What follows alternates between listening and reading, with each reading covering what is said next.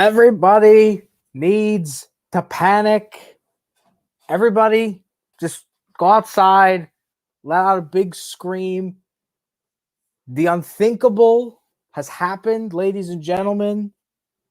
Let's get people in. Welcome all, those of you from Columbus, from Oregon, wherever you are, on the OSU channel, the Big Ten channel, the Oregon channel, the TV channel. I don't care where you are, where you're coming from. We need to have a discussion, people. And I want to hear what you have to say, because for all the Buckeye fans out there, this is an unthinkable that has occurred.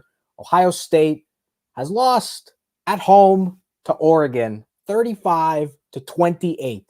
The first loss at home in 4 years, and the first regular season loss in Ryan Day's head coaching career. And it comes at the hands of a very good Oregon Ducks team. So welcome all. We'll get people funneling in. We're going to have a conversation, ladies and gentlemen. We're having a talk. We're having a talk. We need to have a discussion, because what has happened, what has transpired is insane. I never thought I'd see the day. When you're watching Buckeye football in September, you think to yourself, all right, here, it obviously has nothing related to Oregon or whatnot. But usually when you're sitting watching Buckeye football in September, what are you doing? You lay back. It's noon on a Saturday. You're having a good time. Oh, OSU's up 50-0 after the first two quarters. All right, I can go about the rest of my day. But not this time. There was an OSU game in September that was stressful and nerve-wracking, and that doesn't happen. Hats off to Oregon. Gotta clap for the Ducks. Hell of a win. That's an unbelievable victory for Oregon. The most significant win for the Ducks in quite some time for the football program. That's going to put them in the playoff conversation if they can keep rolling on in the Pac-12. It's possible. We're going to talk about the game, and then we're talking about what this result means for the college football season as a whole, because this is as to date, obviously, this is the most significant result for the college football season. This might be the most significant result for the entire college football season when we get to December and the selection show. Ducks missing 5 defensive starters, including the best player in the nation, and they were able to hold the Buckeyes to 4 touchdowns. Phenomenal performance. I welcome everyone into the stream. We're going to have a long conversation, about an hour or so. I want to hear your thoughts about the game. I want to hear what you think about it all. Welcome, one and all. Go follow all the Voice of College Football channels. Follow the man, Mark Rogers himself. Follow this Buckeye channel, this Big Ten channel, this Oregon channel. Any team you like or want to know more about, you follow that channel. You hit the subscribe button and hit the like button on the videos. Hit the like button on this video. If you want to super chat, more than welcome to. You don't have to if you don't want to. But man, Ohio State's defense, a disappointing performance to say the least. They couldn't get a stop. They couldn't get a stop. It couldn't happen. And they gave up 3 touchdowns on the same play, on 3 runs to the left, a pitch and 2 handoffs to the left. Oh, there you go. Touchdown. There you go. Missed targeting call ended up being the difference. I don't know about that. The missed targeting was an egregious missed call. I mean, the defender basically headbutted Olave's spine Zidane style, and I was very surprised. So, gave up 3 touchdowns to the same play and then an important 4th down to that same play. There you go. And, God, that 4th down, Dylan brings up that play. Ohio State called a timeout on that 4th down, and Oregon false started. So they took Oregon off the hook. If there was a false start, it would have been 4th and 6. And OSU called the timeout, and then Oregon scored. Oh, my God. Yeah, but here's the thing. Freshman quarterback playing in his second game. He played his ass off in the second half. He did great in the second half. He started off slow again. To me, the difference in this game, the defense was not good enough. That's obvious. They couldn't stop him. Can't stop the same play 3 times. That's inexcusable. But the offense was too slow at the start. If the offense played the way they did in the second half and the first half, and we said this last week against Minnesota, it's the same thing. If they started the first half faster, we might be talking about a different ball game. Ohio State had 612 total yards of offense. What was C.J. Stroud's stats? Sure, you could classify them maybe as garbage time because the Buckeyes had to throw the ball a lot, sure. But still, C.J. Stroud, second game, first game at the shoe against a ranked good team who still has a good defense. Yes, they're missing their best players. But Stroud was 35 of 54 for 484 yards and 3 touchdowns. He made an interception on, I think, one of his last throws in the game. That was a bad interception to give up. He should have thrown the ball out of bounds. I don't know if we see the second and third strings getting a shot. I think Stroud has the job. Stroud played well again in the second half. That's the way that I see it. I would have loved to see some more running, but at the same time, the trench battle, Oregon won on both sides. The defensive line was able to hit the offensive line pretty well. There were a couple blitzes that worked for them. And then Oregon offensive line was amazing. They kicked OSU's defensive line's behinds. Phenomenal performance. You have to take your hats off to the Ducks. As bad as Ohio State's defense was, the Ducks played great. You saw good composure from Anthony Brown, confident in his decision-making, going through his progressions, making smart throws. He was confident running the ball when he got the chance to. He had 10 carries. CJ Verdell, breakout performance for him. 161 rushing yards, 2 rushing touchdowns, the receiving touchdown on the pitch. And to come to Columbus and beat the Buckeyes like that with a phenomenal offensive showing throughout the game and consistently keeping the ball, 505 total yards. I mean, from a game perspective, it's a great game. It was a fun game to watch, especially that second half. It's not the offense's fault. No, it's not the offense's fault. No way. They shouldn't have to compensate like for a defense. This is the OSU to Oklahoma. Yeah. The offense is not at fault for this loss. The defense is more at fault for the loss, but the offense needs to start games quicker. If the offense starts the game quicker, we potentially are looking at a different result. But I don't think Oregon's offense could have been stopped today. Making bad reads on the replays, doesn't seem to be comfortable holding the ball in the Yeah, no, I think, Tyler, you're right. Stroud is a little bit cautious. I still think he has the starting job. Yeah, we might see other QBs get a shot, but yeah, I agree. In the first half there and on many moments, Stroud did not look confident going into gaps, looking for runs. He wasn't doing that a lot in the game. I recall in the first quarter, OSU had a third down near the red zone, and Stroud had, Moses parting the sea lane of space to run through and get a first down, and he didn't run. So needs to have more confidence. I agree. Like we said, he's a freshman, but for a guy that's a freshman, has only played 2 games, and in his 2 college games, he's thrown for 700 or 800 yards combined. He's got 7 touchdown passes. Pretty good. And 28 points for the Ohio State offense is low. So Oregon defense, the Oregon defense played well too. This OSU offense is they're going to score 40, 50 points or something like that. No way, 28. That's it. And 3 of their touchdowns came in the second half. What was the score at halftime? 14-7? Yeah, 14-7 at halftime. 3 touchdowns in the second half, all behind. The Buckeyes never had the lead in this game. Never had the lead. There was a few wide open passes he missed, sure, but the stat line and I think the second half speaks for itself. But quicker starts for the offense for the Buckeyes, and maybe, just maybe, they can salvage the season, because a loss like this, honestly, we'll get to that discussion a little bit later. This might be a loss that potentially ends the Buckeyes' chances of getting to the college football playoff. We'll talk about where that sort of falls into place. I'm really interested in those kind of scenario talks, and this loss for sure really opens the door wide to a lot of different possibilities for how OSU potentially could salvage their season and how Oregon might be on their way to the playoff, potentially. But yeah, OSU receivers are sick. You've got Smith and Jigba, 145 yards. Olave had 126. You got 3 receivers over 100 yards. So, yeah, I know everyone's hating on Terry Coombs. I get that. No adjustments. I think right there, no adjustments.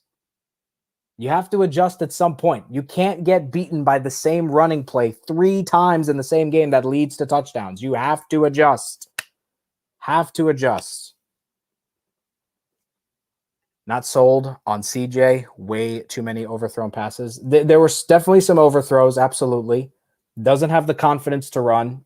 Needs to develop more, but he's doing some things positively. That's the thing. It's not all bad for CJ Stroud. The defense, on the other hand, there's not a lot of things to say that are positive. You can say some positive about CJ Stroud in these first 2 games. On the defensive side of things, you can't. And it goes to show, against Minnesota, Muhammad Ibrahim gets injured in the 3rd quarter. So there goes Minnesota's best offensive player, their best way to move the ball down the field and attack. As soon as he was gone, Minnesota's offense couldn't do anything. So Ohio State's defense basically had a walk in the park. Oregon's offense, nobody gets injured. Easy. They were able to just run down their throats. Easy. Thomas was not pressured once. I don't think he was sacked one time. One time. But that's the thing, Zachary. I think, there wasn't enough rushing, but I'd like to have seen more runs. Stroud had 54 throws. Between Williams and Henderson, they had 26 carries. Like, I would have liked to see Travion Henderson get a couple more carries. I would have liked to see Williams maybe get a few more looks. So the play calling was not great. I think Nick, as an Oregon fan, you should be really proud. I think Oregon fans should be super amped up with a result like this. To go to Columbus with 100,000 fans cheering against you, beat the Buckeyes at home for the first time they've lost at home in 4 years, with 2 5-star players hurt. Hell of a win for Oregon. They should be so happy with this. They should. I'm happy for the Oregon fans. Good for you. Get to celebrate. OSU has been spoiled with the bosses in Chase and Fields, so they haven't properly built the defense up. Right. So this year, it's kind of been proven that the guys might need to adjust more. They'll have to grow into their roles. Whereas this past few years, OSU just had these God-given athletes that just instantly impacted, like Chase Young and Justin Fields.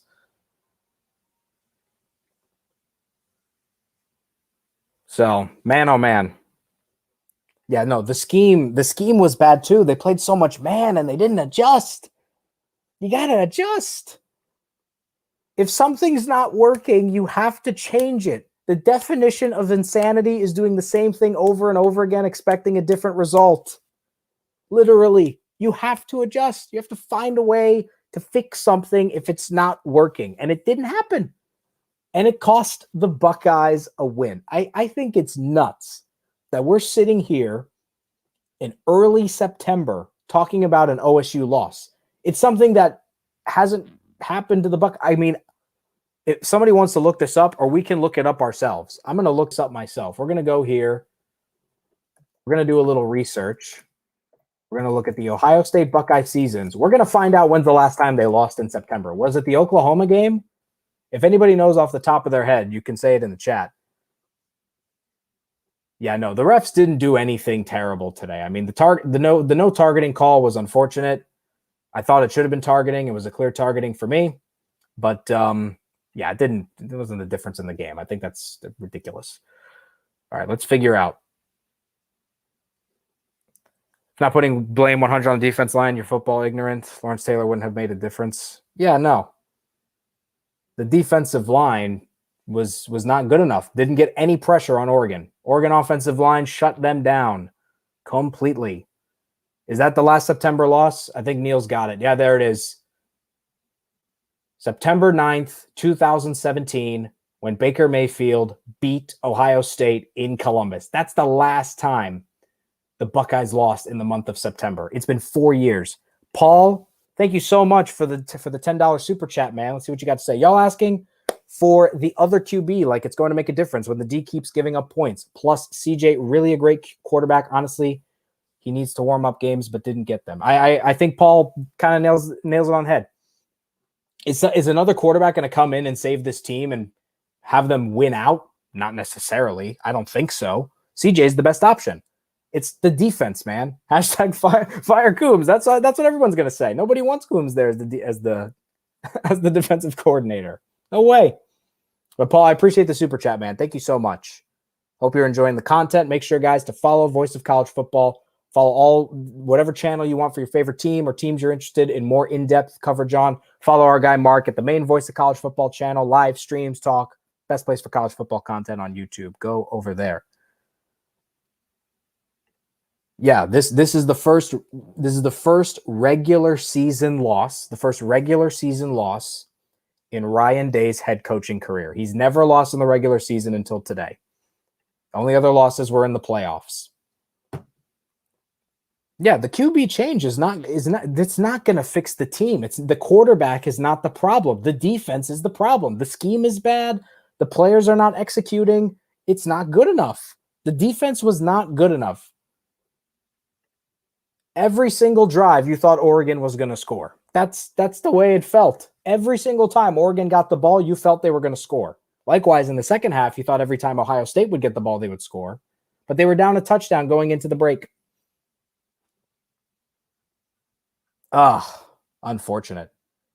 Virginia Tech. Yeah, Virginia Tech was a September loss too. That was was Ryan Day the head coach for the Ohio State Virginia Tech game? When was that Virginia Tech game? Virginia Tech, Ohio State, 2015. The game was in 2015. Wasn't Urban Meyer still the coach in 2015, if I recall correctly? 2015 Ohio State football. Urban Meyer was the coach in 2015. No, they beat Virginia Tech then. So what was it, 2016? Urban Meyer. No. 2014. Oh, 2014. Okay, gotcha. 2014. 2014 Urban was the coach. Yeah, this is the first regular season loss for Ryan Day. It was Urban Meyer in 2014. Yeah. That's when they won the national championship. And that kind of brings the question. Last time Ohio State won a national championship, they got to the playoff with one loss. How does that happen again? That is the $1 billion question now for Ohio State football fans. How does Ohio State realistically get to the college football playoff with this loss? First things first, in my humble opinion, and you could comment your opinions. I'm curious to see what you guys think. He's got to win out. You got to win out. That's the only thing Ohio State has to do. They can't lose another game. If they lose another game, the season's over. They have no chance of making the playoff with 2 losses. No, not this year. You have to win the Big Ten. You have to beat Tulsa, Akron, Rutgers, Maryland. You have to win out the rest of your games. You have to win the Big Ten championship. You need help. You probably need help too. Because let's face it, in a world where Ohio State has 1 loss and potentially doesn't win the Big Ten, Penn State could scoop in and win the Big Ten potentially. That's possible. We have to see who sort of arises as the biggest challenger to the Buckeyes in the Big Ten. I think Penn State is a worthy candidate. If Iowa wins today, Iowa too. We have to think about Iowa. We have to think about Penn State as well. So certainly going to be interesting to see what happens in this Iowa State game. Because if Iowa wins, then boy, oh boy, the Hawkeyes have all the momentum going forward to win the Big Ten. That's the but here's the thing, Ryan. I think the Big Ten is strong enough for a 1-loss team to get into the playoff. But the issue that I'm thinking about is the possibility that 2 SEC teams get in. Exactly. No, I think if Iowa's undefeated and wins the Big Ten, Iowa will make the playoff. Absolutely. There's no 2 ways about that. But in a world where Ohio State has 1 loss and you have an undefeated SEC champion and a 1-loss SEC team, potentially, that could make the playoff. And you could have 2 SEC teams make the playoff. But then you have to look at the potential other teams that could get in there. Like, I'm just going to look at the rankings right now. Like, which teams are going to hop Ohio State after this loss? Oregon at 12, I would hope that the committee is smart enough to hop them pretty high after a win like this. This is a huge win for them. I would say Oregon should at least be in the top 8, at minimum top 8 after a win like this. Whether or not they hop over Cincinnati or Notre Dame is to be seen. I think Oregon's proven that they should hop over Cincinnati or Notre Dame with a win at Ohio State. It's just so difficult to win in Columbus. It's been proven. Oklahoma's going to hop over Ohio State. They're not going to lose today, I don't think. Texas A&M playing Colorado. Colorado's winning. So that's the thing. Ohio State needs help. They need teams to lose. They need A&M to probably lose a game. They need probably 2 SEC teams to lose games.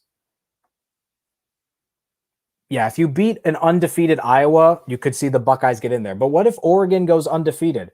That to me is where things are going to get complicated. Let's say this scenario happens. Iowa's undefeated going into the Big Ten championship. Ohio State beats them. If you have Alabama, maybe Clemson, potentially, even though they have a loss, but it's to Georgia, so it's considered a good loss in a ways, because Georgia's a great team. And you're fighting for that last spot. Ohio State, 1 loss, beats Iowa in the Big Ten championship. Oregon finishes the season undefeated in the Pac-12 and wins the Pac-12 championship.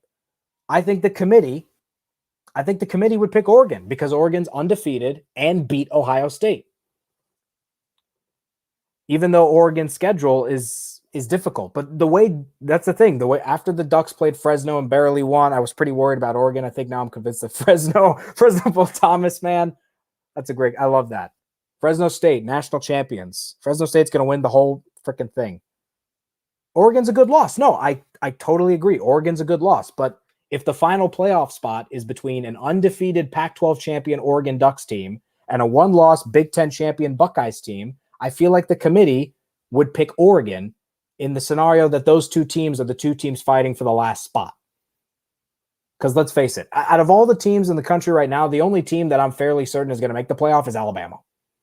And then it's a toss-up between if Oklahoma potentially gets in, Clemson, another SEC team, Ohio State, or a Big Ten team like OSU, Iowa, Penn State. An Iowa win. The worst case scenario, I think, for OSU in the Iowa State game is Iowa wins. Because if Iowa loses, then at the very least, one of the best teams in the Big Ten is also sitting there with a loss on their record.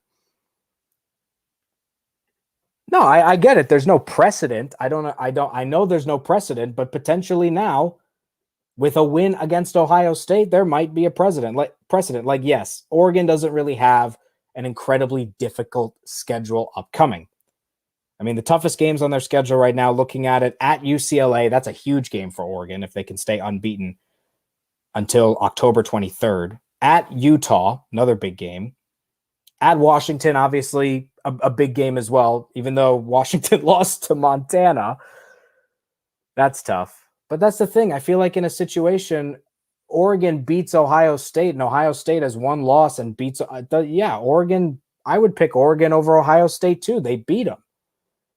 And that just brings up a whole even bigger conversation about the way playoff is selected and the way college football is as a whole. It's just an entire huge conversation at that point where we're getting into, the parts of the sport where it's so difficult to determine who the best team is or to determine who should get in the playoff because, these teams are playing other teams. There's not a consistent schedule, whereas in professional sports or in other sports, you see teams play each other in a whole sort of league format in a way. But man, oh man, who would have thought this would happen? But for Oregon to make the playoff, but that I think will be the interesting thing. Oregon has this win over Ohio State. Huge resume booster. If they lose, I don't know how much. If they lose any of the rest of their games, I don't know where they would stand. That's the big question.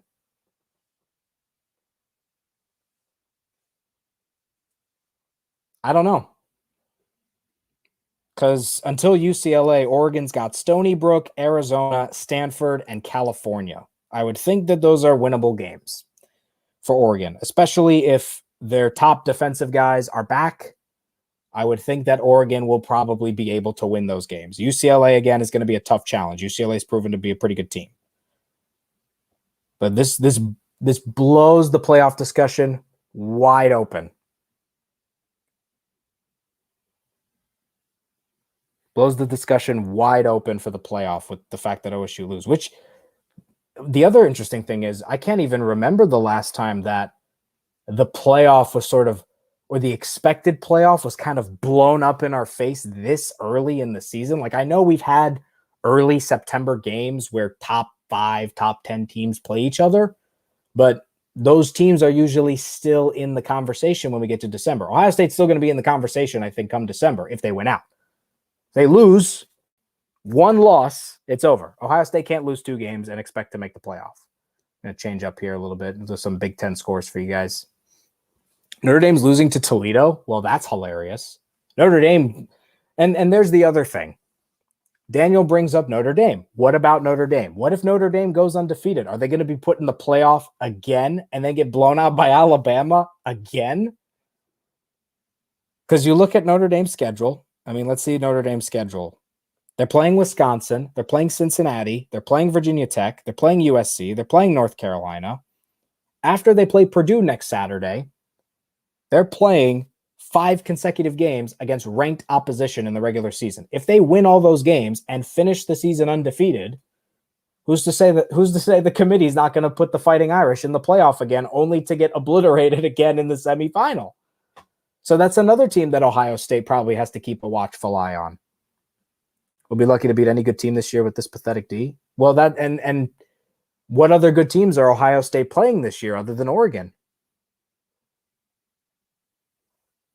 So I would say the next toughest game is Indiana. Even though they got shellacked by Iowa, Indiana is still a pretty decent team. Penn State is probably the toughest game when you look at the rest of the season, unless Michigan turns out to be good again, which who the hell knows. If Ohio State loses a second game before Michigan, then at that point the season's just built for the future. I think NBA fans said it best. Put the program in a better position for the future.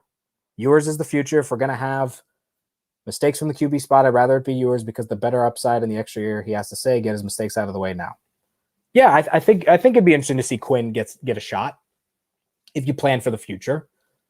But I don't think this team is in the position yet to start playing guys to plan for the future. If they lose another game, then fine. You can start, I would say then you can start playing younger guys, get them experience, get Henderson some more carries, maybe get Quinn some reps, prep guys for the 2022 season.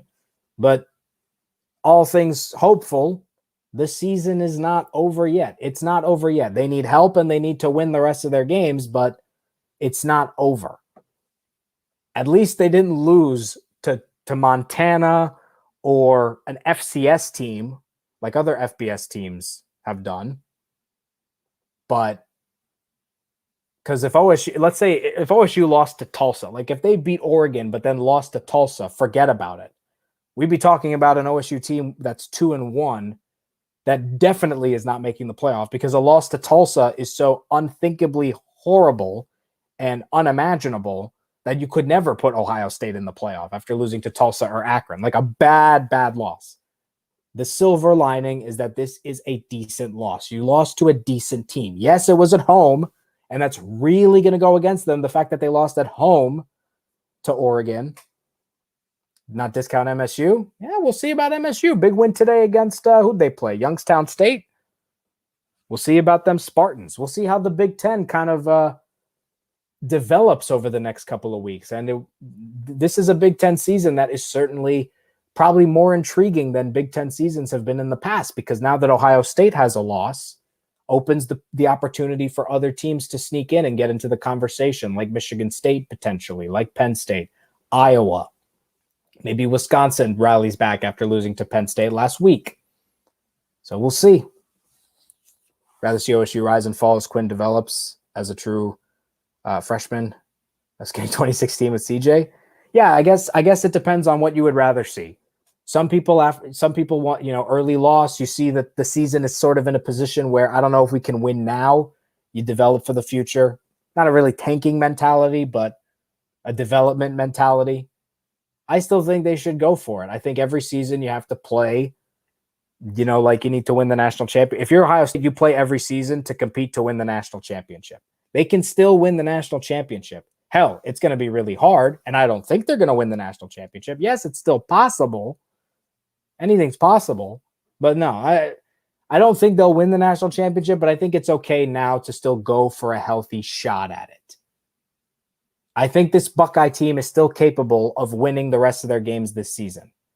If the defense improves and the offense actually plays well in the first half, this team can win games comfortably. They didn't beat Minnesota comfortably until the fourth quarter, really, and they lost to Oregon. Yeah, the defensive line got no pressure today. Oregon was able to do whatever the hell they wanted, running the ball to the left, running the ball to the right, running the ball through the middle, whatever they wanted to do. Incredible. Rutgers not soft, dude. Ryan, I am all Rutgers, man. I am a big Rutgers person. I went to the University of Illinois, so as an Illinois fan as well as an Ohio State fan, the Illini have never been good at football since I've been there. And anytime we played Rutgers, we called it Illini Nutgers or whatever. Big Rutgers guy here. They scored 61 points against Temple. They're going to beat Syracuse today. They're winning right now, I think. No, they just gave up a touchdown in the third quarter. 7-7. Dude, Rutgers for the national championship. It's going to happen. They're playing the Delaware Blue Hens next week. Then they're going to play Michigan and Ohio State. Oh, it's easy. Scarlet Knights all the way. Scarlet Knights all the way. If your team loses to a Pac-12 team, do you really deserve to be in the playoff picture? I don't know. And that brings up another point in the conversation as well. After a win like this, should we take the Pac-12 seriously again? I know people think the Pac-12 is kind of a joke because recently the Pac-12 has not really produced any big-time teams, but early days this year, the Pac-12 has got some decent squads. I don't know about national championship squads. I don't think anybody can beat Alabama. I think Alabama at this point is going to run away with it. Oklahoma defense is worrying nobody. UCLA is a good team. UCLA has been playing really well. Huge win over LSU last week. Utah's good. Oregon is fantastic, as proven. If Washington loses to Michigan, then the Huskies are nowhere to be seen anymore. They were ranked last week, lose to Montana. Then if they go to Ann Arbor and lose to Michigan tonight, I don't know about that. Pac-12 to the top. But a win like this certainly has people maybe taking the Pac-12 a little bit more seriously. And I think the committee will look into that. If we're towards the middle of the season, if Oregon and UCLA are both undefeated when they play each other, and what could potentially, by that point, maybe be a top 10 game, if both teams are undefeated, they're going to take the Pac-12 seriously. Who's to say they're not? I mean, I want to see I'm going to look at UCLA's schedule because I want to see who UCLA is playing before they play Oregon. UCLA's got Fresno State on the 18th because UCLA has a bye week this week. At Stanford, Arizona State, who's ranked. Can't forget about Arizona State. Then Arizona, then Washington, then Oregon. So a couple of Trump games there. At Stanford could be interesting. At Arizona State at home, ranked game right now. At Washington, we'll have to see what Washington's up to.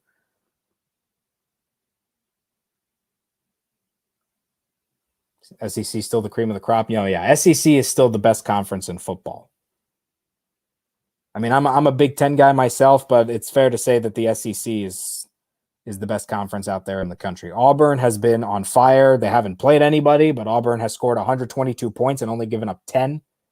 Alabama's playing Mercer in a national powerhouse rivalry game. I would expect Mercer to really take it to the Crimson Tide. I think it's going to be a close one. I think Alabama really needs games like Mercer to really test them and challenge them for their schedule before they play a team like Florida, which should be a cakewalk for them. Alabama should be able to score maybe, 65 points against Mercer, make it a basketball score, something like that. Who else is going to be decent in the SEC? Florida, obviously. We'll see about Ole Miss. Big win against Louisville on Monday. Texas A&M, of course. Yeah. A lot of interesting questions.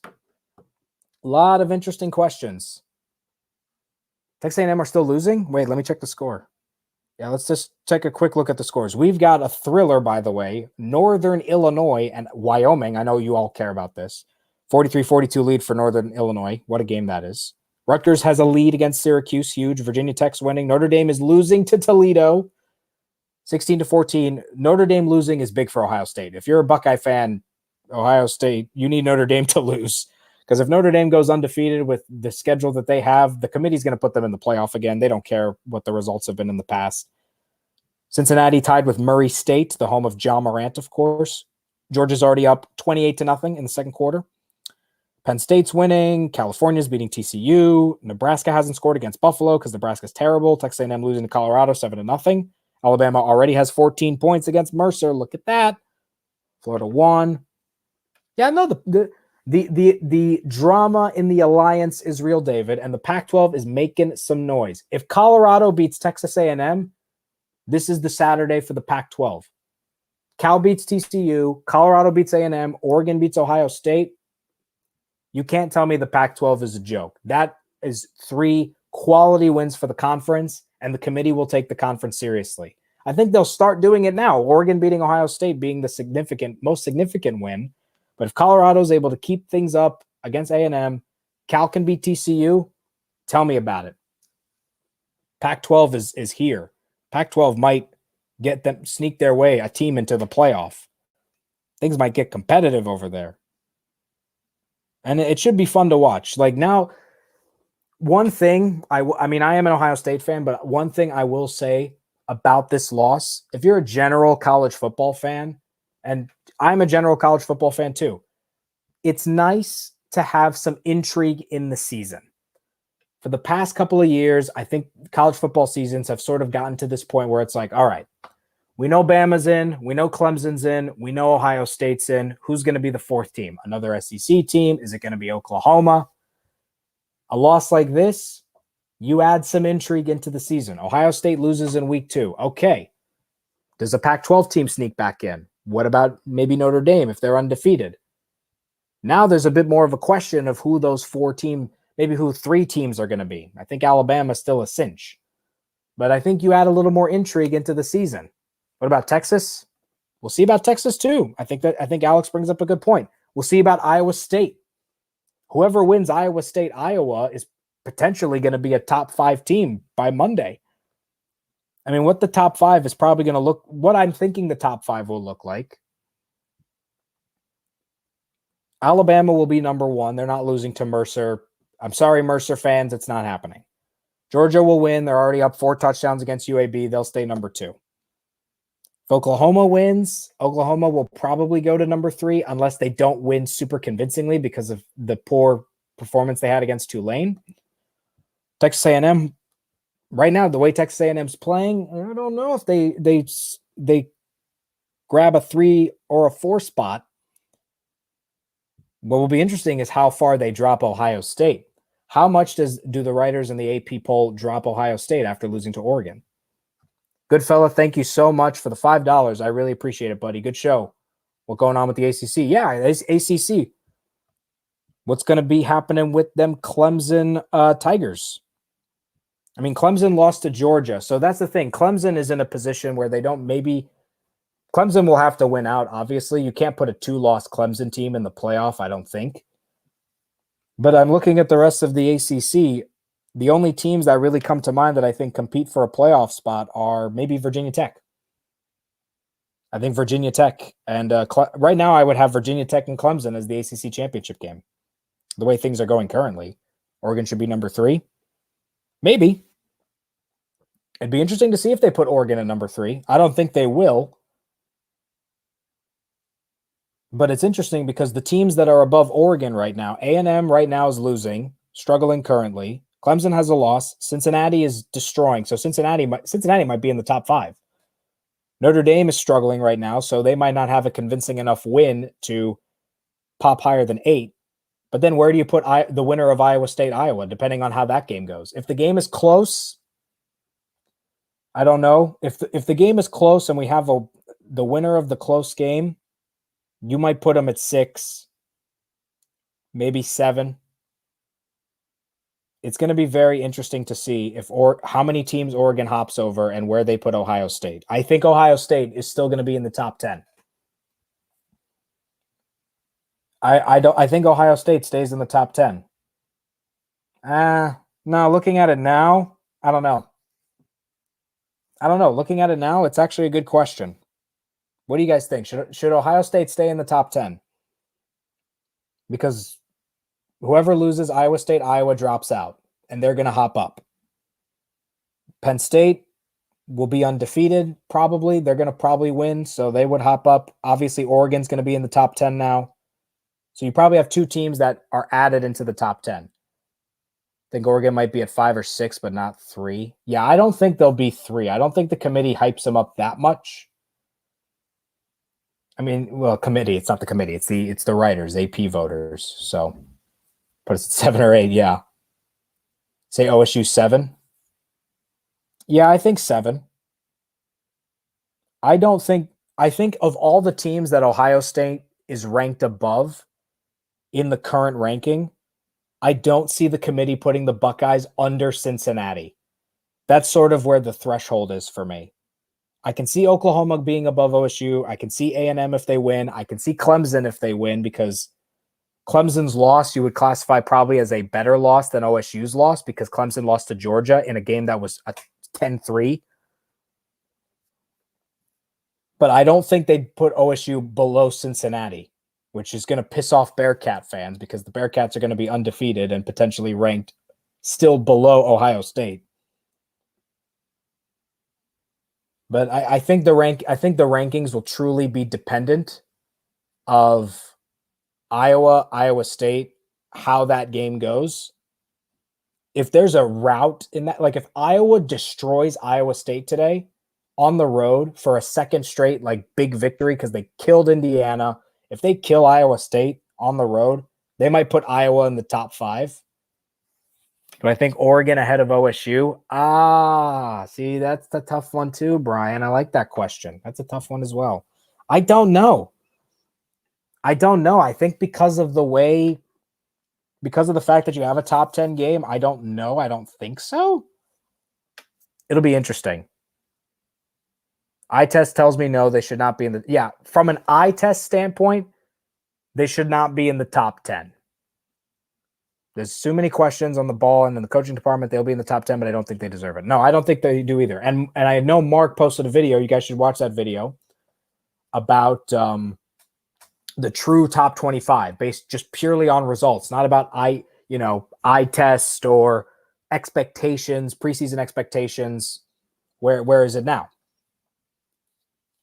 Based purely on results of the season, Ohio State should not be in the top 10. Absolutely. Oregon should definitely be higher. Yes, they struggled against Fresno State. And that could be something that comes back to bite the Ducks in the butt when we get to December. If Oregon finishes the season undefeated but has like an iffy win against Fresno State, maybe that comes back to bite them. I don't think it does at the end of the day. It all depends on how the Ducks play the rest of the season.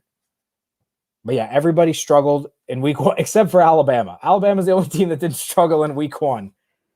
Can we all just concede that Alabama's going to win the national championship again? Can we just concede that the title race is over? Title race is over. Alabama's won the national championship. I mean, I need to see Alabama's schedule. Let's see Alabama's schedule. Florida, okay. Ole Miss, A&M, Auburn. They don't play Georgia in the regular season. That's big. They don't play Georgia in the regular season. If they play Georgia, they'll play them in the SEC championship game. Makes things interesting. But I'm with Brian. I think there's a real conversation if Oregon goes undefeated for them to get into the national championship, because they'll have quality wins against OSU. They'd have a pretty decent win against UCLA. Interesting to see, but I think Oregon's got a shot, and if they finish undefeated, they should definitely be in the conversation. But they need help. Oregon and Ohio State to get into the playoff. I think Oregon still needs the help. They don't control their own destiny kind of the same way that Alabama does, the same way that Oklahoma does. Because if Oklahoma and Alabama finish undefeated, they're getting into the playoff. They control their own destiny for the committee to put them in the top 4. Notre Dame doesn't fully control their own destiny. They need to finish undefeated, but they also need help from teams losing a little bit. Ohio State goes undefeated, or whoever finishes the Big Ten undefeated, usually they control their own destiny too, and they get in the playoff. They should rank teams until October. By then, you can see who is really good, who is playing consistently well, and how things are shaking out. That's a good point, David. That would be interesting if they started doing that. I mean, it makes sense why the committee doesn't start ranking till what, November? Early November? But yeah, then you get a better idea of how good teams really are rather than ranking teams before we've even seen them play. But yeah, right now UCLA has a good resume for beating LSU and being undefeated.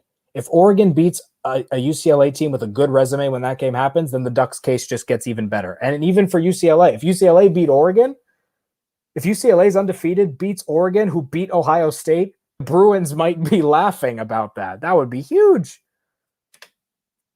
May I add the 12-team playoff? I want an expanded playoff. I think it'd be fun. Very difficult for any team to go undefeated. The Ducks always lay an egg, no pun intended, once or twice a year.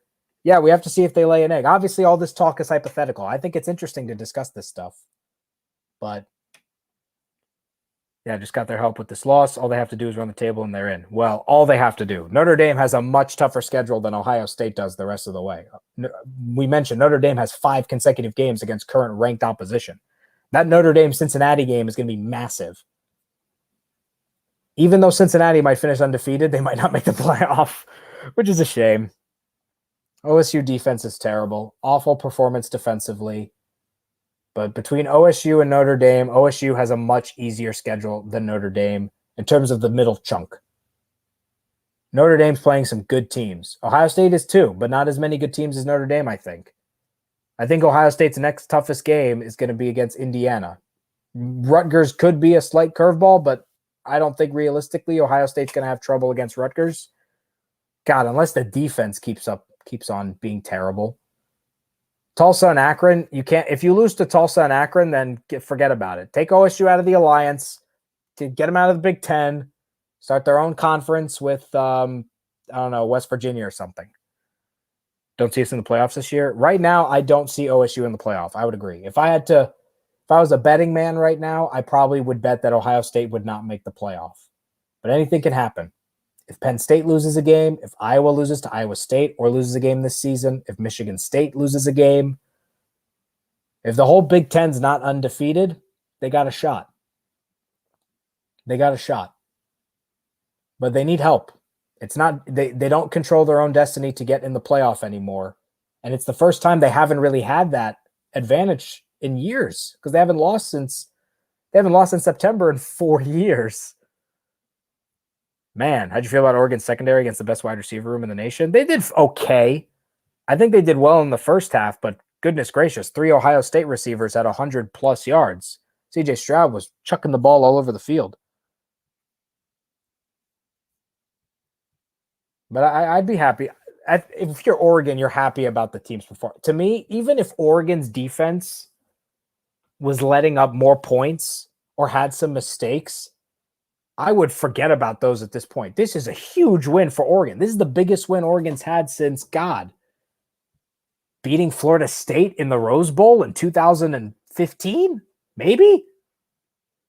I can't think. They crushed Jameis Winston, where they scored 59 points. The defense obliterated him, and then they lost OSU in the championship. This is a huge win for the Ducks. This puts them really back into the national conversation for being amongst the top teams in the country. Cal's up 19-7 against TCU. Interesting.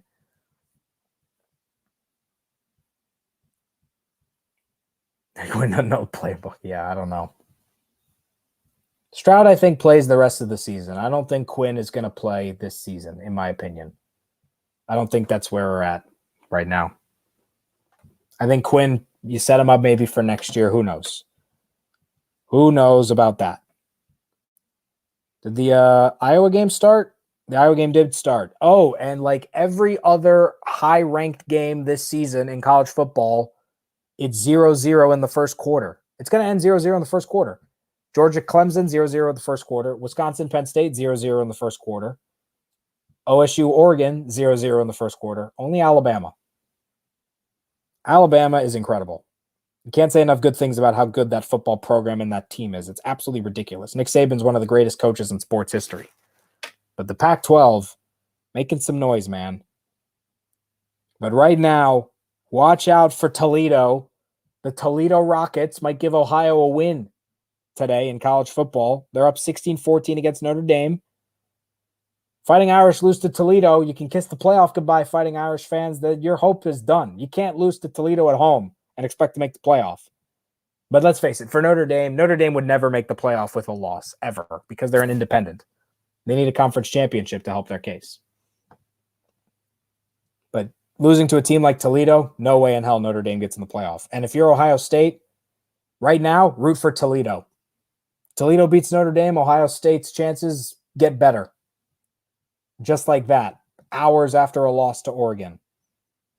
So a win for Toledo would be big. Any other surprising score lines other than Cal? Hey, Nebraska scored a touchdown. Good for them. Texas A&M still hasn't scored against Colorado. That's not good for Texas A&M. I've also got I'm watching the U.S. Open final right now. I've got a little bit of tennis on.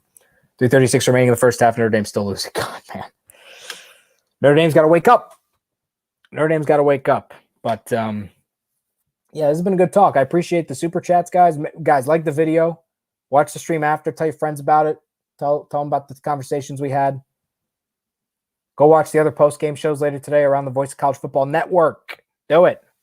You should subscribe to the channels. You should go like their videos. You should do all the things for Voice of College Football. Follow everything. Subscribe to everything. Like everything. Helps to support the channel. Helps support this phenomenal network of college football content across the YouTubes. Revolutionary platform. Texas A&M, oh, goodness gracious. Texas A&M offense, 4 of 10 for 21 yards for their backup QB. Oh, God, that is dreadful. That is absolutely dreadful. Let me have a quick look at what the schedule for next week looks like. What's week 3 looking like for college football? What are the big games in week 3? UCF Louisville.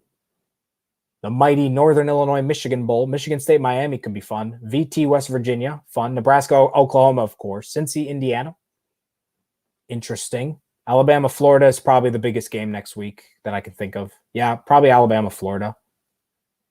South Carolina Georgia is interesting. Oregon's playing the mighty Stony Brook. Wow, what a game that will be. Oh man. Yeah, I appreciate that, Ryan. Thanks for the compliment. I was on the game. Fans were chanting, oh my God, B-Dog. You could hear that from here. I was watching the game on TV. I heard BS. That was a loud BS chant. And I've heard loud BS chants in my day at soccer games and football games. But that might be the loudest. I heard it from here. I live 20 miles away from the stadium and I could hear it from here. Man. They were not happy. The fans were not happy. The stadium got quiet a lot today. A lot. But next week, Ohio State will return to the shoe of the horse. They'll be at home against the mighty Tulsa. What a game that should be. Jeff is happy. You should be happy, Jeff. Congrats on the dub. Way to go, Oregon. Good sports we are here. All the Buckeye. Well, I'm a good sport as a Buckeye fan. Congrats, Oregon. Hell of a win. You should be very happy for that win. You cut apart a terrible Ohio State defense. You kept up the pressure, and you won. Good for you. Awesome. What do you think of Maryland's chance to win 7-8 games? Schedule isn't too terrible, and they have a legit quarterback. Let's see.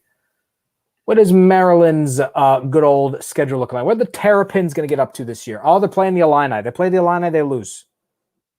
Illini will beat them. No question about it. Definitely not. Maryland will destroy Illinois and Champaign. Iowa's a tough game. OSU's a tough game.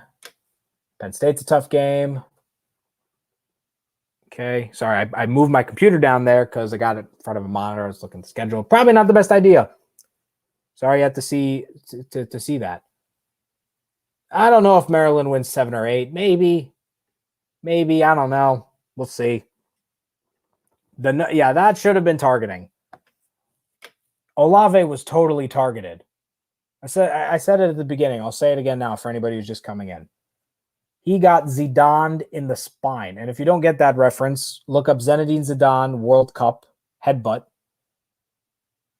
Very famous, very infamous moment in soccer history in the World Cup when a French player headbutted an Italian just in the middle of a game. Just walked up in front of him and just headbutted him.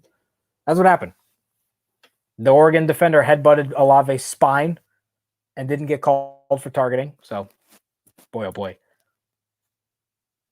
Could have won if they called it. See, that's the thing. I'm not going to say, I mean, yeah, we could. Ohio State could have won if they called the targeting, sure.